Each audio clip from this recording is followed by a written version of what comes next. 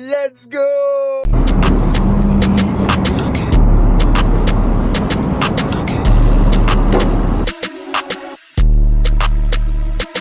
The Karen Encounter Guide, De-escalating the sidewalk warrior without losing your cool. You are having a perfect Tuesday afternoon. The sun is shining bright.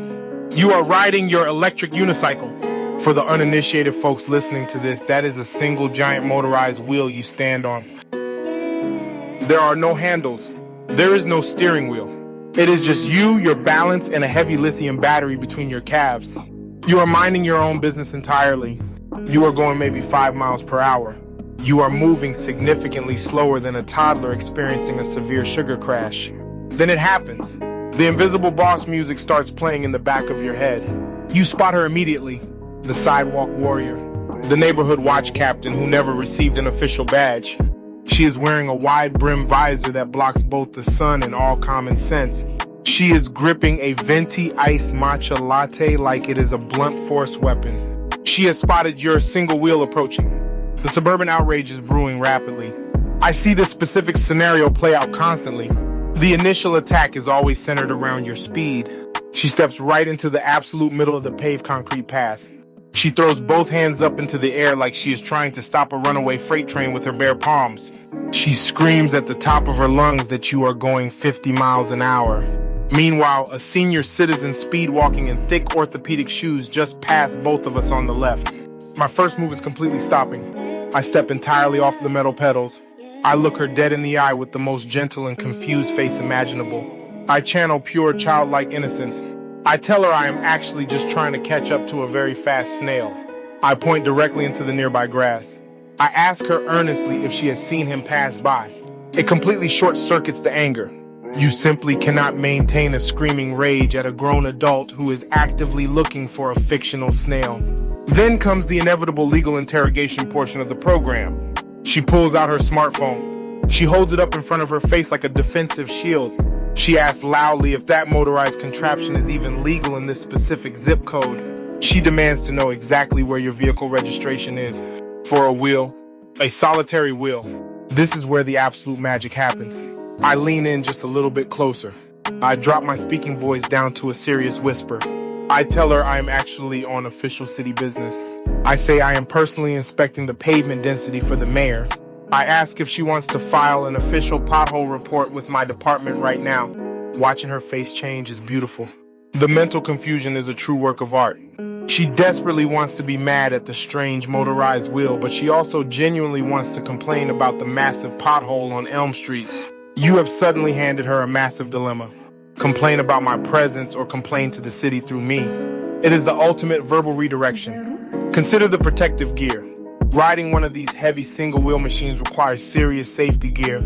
You wear a full-face motorcycle helmet. You wear hard plastic chest protectors. You wear articulated knee pads. Sometimes you carry decorative swords on your back. You end up looking like a superhero who lost their cape and had to take public transit home. The sidewalk warriors do not like the heavy armor. It makes them incredibly nervous. They think you are preparing for a medieval battle they were not invited to attend. They will yell that you look completely ridiculous. They will shout that your outfit is scaring the local wildlife. When they bring up the heavy armor, I agree with them completely. I act totally shocked by my own clothing. I look down at my own body like I just woke up trapped inside the safety suit. I tell her my tailor made a terrible and unforgivable mistake. I explain that I ordered a classic black tuxedo for a summer wedding and they mailed me a tactical riot suit by accident. I immediately ask for her personal fashion advice. By asking the sidewalk warrior for her opinion on your outfit, you completely disarm the social bomb. She goes from an angry pedestrian to a reluctant fashion consultant in 3 seconds flat. Next thing you know, she is leaning in and telling you that neon green knee pads really wash out your skin complexion. The absolute worst scenario is the dog encounter. The silent electric motor sneaks up on them without warning. They think your wheel is a silent predator hunting their purebred labradoodle. They snatch the leash aggressively. They scoop up the heavy dog. They glare at you like you are the central villain in a cartoon movie. I have a French bulldog waiting for me at home. She dresses significantly better than I do. She has a closet full of tiny animal costumes. If an electric wheel rolled up on her, she would just stare at it blankly and go right back to sleep. The dog in the current situation is always completely fine. The dog usually just wants to sniff the rubber tire. The dog is looking at me hoping I have treats in my tactical pockets. My response is completely ignoring the angry human. I speak directly to the confused dog. I use my softest, high-pitched puppy voice. I apologize profoundly to the dog for bringing a shiny, loud machine into his park. I tell the dog he is a very good boy. The owner stands there completely baffled. She is entirely ready to yell at a dangerous public menace, but the public menace is currently baby-talking her beloved pet. You are already stressed because your battery is sitting at 12%. You are doing complicated mental math in your head. You are wondering if you can make it all the way home. You are wondering if the wheel will just drop you flat on your face. The absolute last thing you need right now is a lecture from a stranger. Dealing with this specific type of energy is like trying to find a replacement motherboard for a discontinued unicycle. It is highly frustrating. It takes forever. The original manufacturer stopped caring a long time ago. You have to deeply understand the psychology of the sidewalk warrior. They are actively looking for a public screaming match. They want the high drama. They want an exciting story to tell their weekend book club. If you give them match and anger, you just give them premium fuel. If you give them pure absurdity, the engine completely stalls out. I always try to remember that I am standing on a literal giant gyroscope. I am participating in an inherently ridiculous public activity. I am balancing my entire adult weight on a battery-powered donut. Taking myself too seriously while doing this is the real crime against humanity. The final tactic is the completely silent escape. While they are still heavily processing the fact that you just asked them to report a pothole or critique your helmet color, you just step back onto the pedals. You do not rev a loud engine. There is no smoky exhaust pipe. You simply lean your body weight forward. You just float away. It is completely silent. It is arguably the most disrespectful exit in the entire history of public arguments. They are stuck in the middle of a sentence, and you are just slowly evaporating into the far distance. There is no dramatic final word. There is no loud door slam. There is just a gentle electric hum slowly fading into the warm afternoon sun. Next time you see the wide visor coming your way, take a deep breath. Do not brace your body for impact.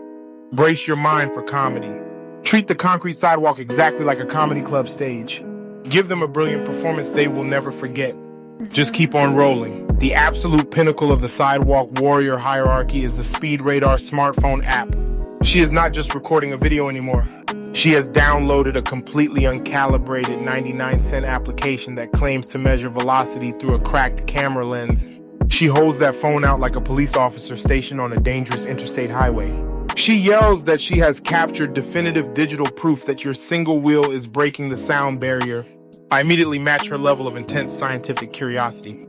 I step completely off the pedals, walk directly over to her, and stare intently at her phone screen. I shake my head in absolute disbelief. I tell her that her app is actually malfunctioning because it completely missed the cosmic gravitational pull happening in the park today. I ask her if she has noticed the slight bend in the space-time continuum right next to the public restrooms. When you answer absolute statistical nonsense with pure, unadulterated science fiction, the conversation completely derails. She cannot argue the legal speed limit when you are actively questioning the fabric of reality itself. She is standing there trying to figure out if she needs to call the local police department or NASA. Then you have the local property value guardian. This is the individual who does not even care about safety. She cares about the pristine condition of the public concrete. She will look down at your single rubber tire track, which is literally just compressed dust, and claim you are actively destroying the structural integrity of the neighborhood infrastructure. She will shout that her property taxes personally paid for this exact walkway, and your heavy machinery is causing microfractures in the cement. My approach to the infrastructure debate is deep, heartfelt gratitude. I grip both of my hands together, look at her with tears of appreciation in my eyes, and thank her profusely for her financial contribution to my afternoon commute. I tell her that every single time I glide over this beautifully poured cement, I think about her personal sacrifice.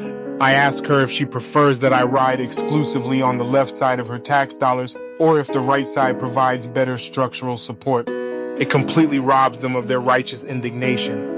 You cannot easily yell at someone who is treating you like a major historical philanthropist.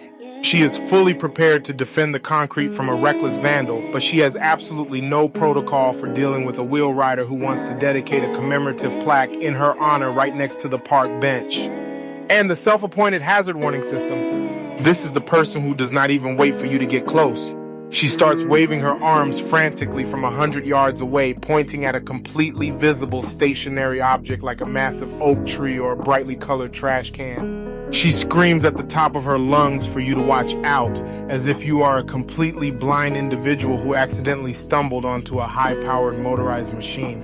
When people point out glaringly obvious physical objects, I treat it like a life-saving miracle.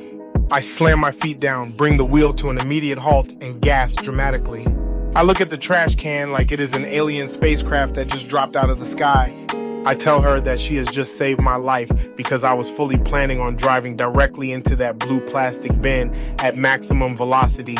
I ask if I can add her to my emergency contact list since her situational awareness is clearly superior to mine. The sheer sarcasm completely neutralizes the authority. She realizes she is being completely ridiculous for pointing out a stationary object to a grown adult who is actively steering around it. She lowers her arms, puts her phone away, and suddenly remembers she has somewhere else to be. Oh yeah, the wireless headphone warrior. This is the person who is walking completely in the center of the path, wearing giant noise-canceling earmuffs, totally oblivious to the entire universe. You give a polite, distant warning. You ring a tiny bell. You say, "Excuse me," in a very pleasant voice. They do not hear a single thing. Then, the exact moment your tire passes their shoulder, they catch a glimpse of your shadow and completely lose their mind. They leap into the bushes like a grenade just went off, and then they turn around and blame you for sneaking up on them like a silent ninja. When the headphone jump scare happens, I immediately join in on the panic. I jump off the wheel, look around wildly, and ask her what we are running away from. I look at the bushes frantically and ask if the invisible monsters are back in the park again. I offer to help her camouflage herself in the leaves until the danger passes. By mirroring their completely over-the-top physical reaction with total comedic absurdity, you show them exactly how dramatic they are being. She is standing in a pile of ivy, looking at a guy who is offering to hide in the dirt with her, and she realizes her overreaction is the funniest thing happening in the park today. The underlying issue across all these encounters is the complete lack of understanding regarding the technology. People see a single wheel balancing completely on its own, and their brain automatically classifies it as black magic or a dangerous malfunction. They assume the machine is actively trying to kill everyone in a 3-mile radius. They do not understand that the internal sensors are making thousands of calculations per second just to keep the platform level. Trying to explain the complex engineering of a modern gyroscope to an angry person holding a matcha latte is a complete waste of oxygen. It is exactly like trying to explain the entire internet infrastructure to a squirrel. They do not want a technical lecture on lithium-ion safety features or firmware redundancy. They want to be heard or they want to be angry. Since I refuse to give them the anger and the technical explanation will bore them to tears, the only logical path forward is pure, joyful nonsense. You have to become a complete cloud of confusion that they cannot grasp. When you refuse to play the role of the villain, their entire script falls apart. They went out looking for a public nuisance, and they ended up interacting with a street performer. You just smile, nod, step back onto the footplates, and let the motor silently carry you away into the beautiful afternoon. They are left standing on their expensive concrete, holding their smartphone, completely unsure of what just occurred, while you are already 3 blocks away, enjoying the breeze and looking for that very fast snail. Thanks for watching.